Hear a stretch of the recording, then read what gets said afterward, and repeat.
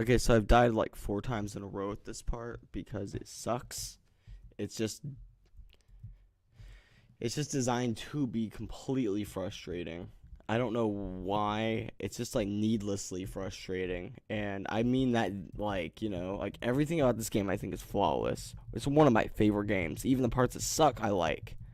But this part, this whole sand zone, right? It is, in my personal opinion, a mistake.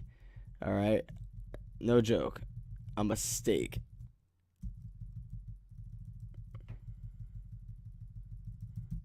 Just because these bird things have way too much health, you know? Like, so much health, it's completely unfair.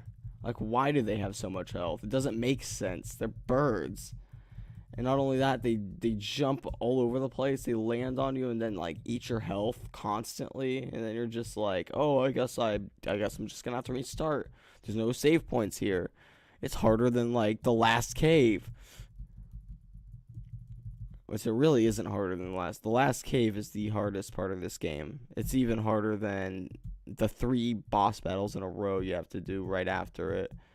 Is just getting through that cave is horrible. But this is just so much more annoying because it doesn't feel like it's supposed to be this grueling.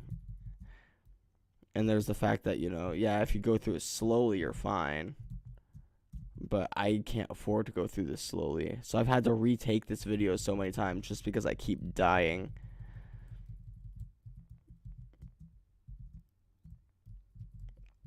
All because Pixel was like, oh, I'm going to put like no saves in here and put all these enemies that like don't work within like the bounds of everything else in the game properly. They just kind of like run at you and go way too fast sometimes and not fast enough at other times, and like they're the most unpredictable enemies, which I guess is a good thing.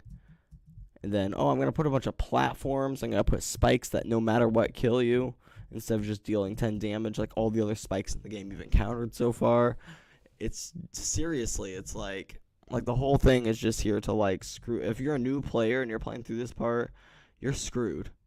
Like you're not going to beat this part. The best tips I can give, like the rest of the game, I can give you a lot of good advice on it, right?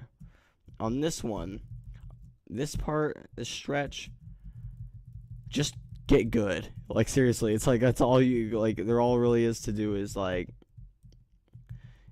pray, like I don't know what else really. Just like see if you can find like a shaman or something, like bless your gameplay skills. Because when you're dealing with shit like this, it's basically stacked against you. Like the fact I made it through that was, and yes, part of my French, I did curse a lot.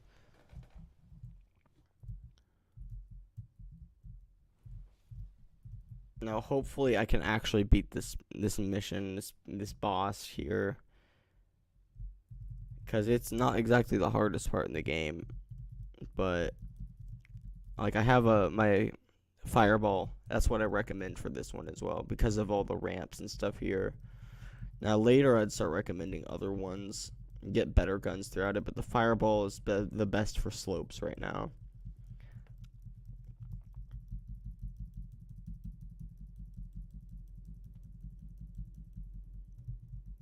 Now this cutscene's cool, but what sucks is it's so long that if you die at this part, you have to sit through the whole thing again.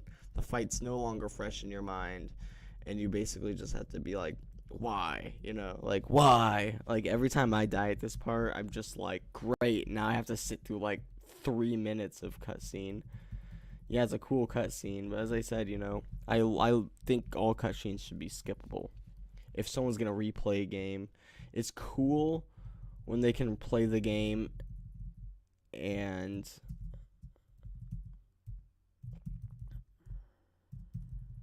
like they can relive the cutscenes, but that should be optional. Damn it! You might have made it a certain way where you couldn't actually make it optional, and that's fine. Like I'm not complaining exactly because this game is worth any hardships in it. The challenge makes it worth it, but like come on, Like I want to be able to skip the cutscenes. Like maybe there's a mod for it. As you can see, this one can, if you're willing to just be like right next to him the whole time, or her, it's pretty easy.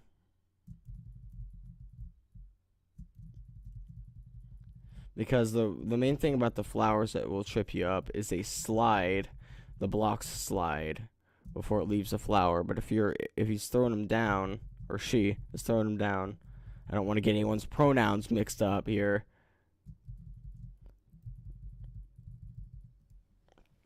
But yeah, as you can see, that's actually that fight's not too bad at all.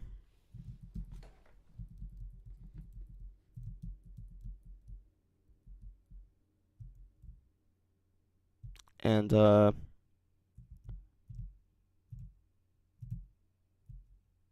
yeah. It probably took me forever to get to this part, so just to be safe. Actually, no, it shows me my time. I never noticed that before. I'm at 6 minutes. Okay, so now we're going to try to get a bit farther. Right after you get the sword from King, after he dies, which sucks. He's a good character. He basically, he gives you his sword that has like his soul in it, and it's complicated. It's kind of my own observation. Just it looks like it has his soul in it when you get it to level 3. I'll show you when the time comes. When I'm past that headache, here's a new headache.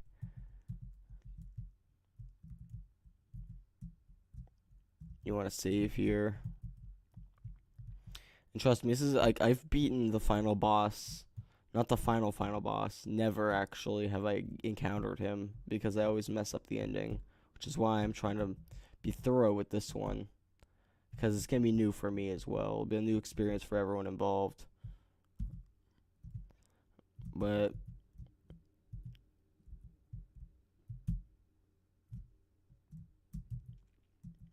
what was I even saying? That last part, the sand zone, I just hate it.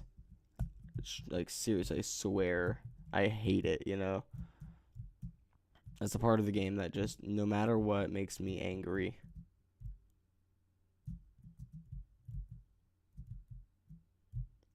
And this part's supposed to be frustrating, but it's actually easy if you know how to do it right.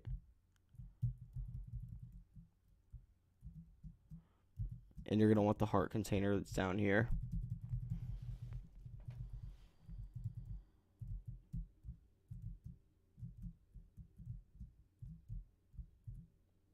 Here it's just going to be, you know, you want to depend on some good reflexes. And also knowing that since the blocks are moving at a certain speed, you're just going to have to calculate when they're moving where you need them to be, and then go based on that.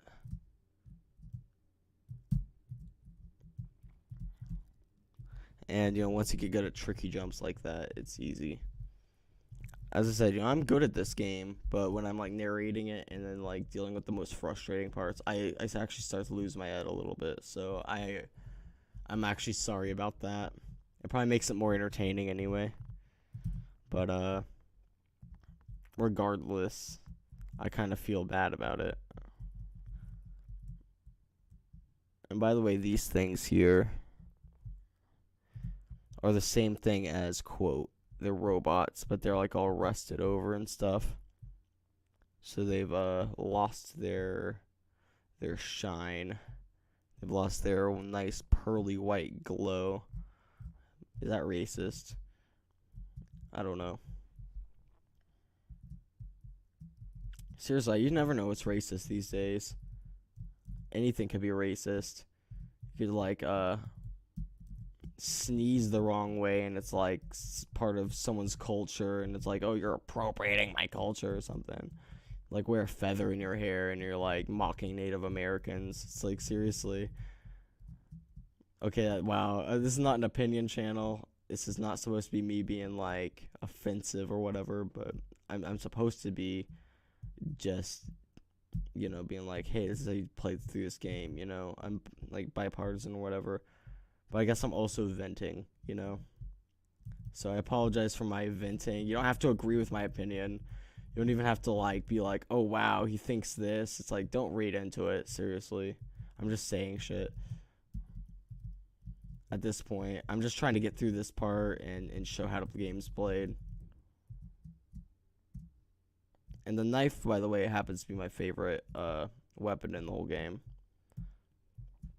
The spur is the most fun, and it's the one I use the most whenever I have it.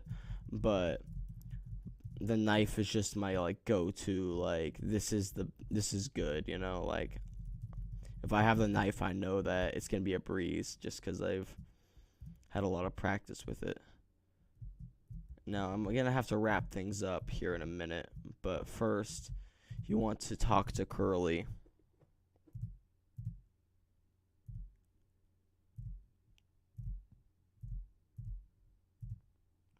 Now there's sometimes a glitch at this part of the game that's frustrating, and I'm gonna say it way before it happens, just so you know, just in case you're playing this alongside, and you get to this part and you're like, why is the thing not doing the thing? You know, there's this what is it? This rock in front of this tunnel, and she's supposed to be there, but sometimes she doesn't spawn there, and then people are like, well, great, I have to restart. Oh, you don't have to restart. It's a glitch, but there is actually a fix for it, surprisingly. You have to go back there and talk to her over and over again, like seriously, like 10 times in a row, something like that. Do it like 10 times just to be sure, and you'll be good. But really, you could probably do it a few times, as long as you know you go back into the room and she's out of the bed. Then you know for a fact that it worked. Now this boss battle is really interesting. Let's see if I can fit this fight into the video. Yeah, I got enough time.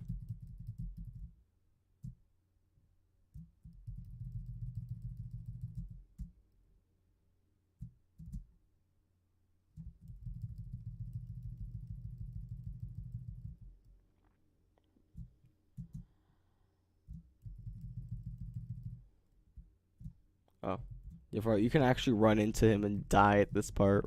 So if you beat it and you're like low on health, do not do what I just did. Don't like run your ass into him.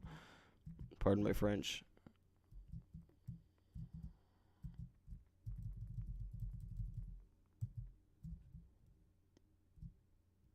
And then you're gonna go to him, talk to him, which she's gonna refill your health, and he's gonna be like, "Oh, that's cool."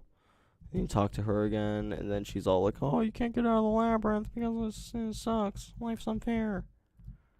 And then there we go. So yeah, next time I will be doing a little more. I'm gonna show you also how to get the arms barrier without having to have the jetpack and without having to have the machine gun. You're not supposed to be able to do it, but there is a way. You have to take damage to do it, and it's kind of difficult to pull off, but it's worth it. So I'm gonna do that next time. Until then, see ya.